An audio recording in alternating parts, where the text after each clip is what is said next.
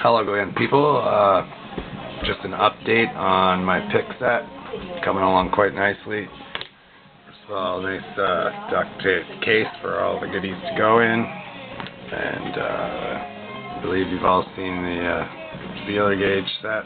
Pretty much everything you need on there. And these are my latest creations. Here you got a double ball and a ball, both on one. And we got slightly offset diamond. Works like a charm. And we got large half diamond. Works great again. And we got the offset diamond. Fantastic, works great. And then we got the half ball.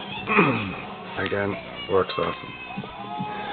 And then we got the slightly askew diamond, I guess you call it a hook, short hook. And then we got a curved, slow curve diamond tip, and then tension wrenches. We got just a regular little small one here. And then we got the twisted one, just like that. And then we got a tapered one for various sizes of key weights. And then we got a big one. That one's made out of city bus wiper blade insert. It's also tapered, very handy. Then we got the offset deep tension wrench for those deep locks. Then another twisted one, and then another tapered one, extra long for super light tension. And then we got just your standard twists.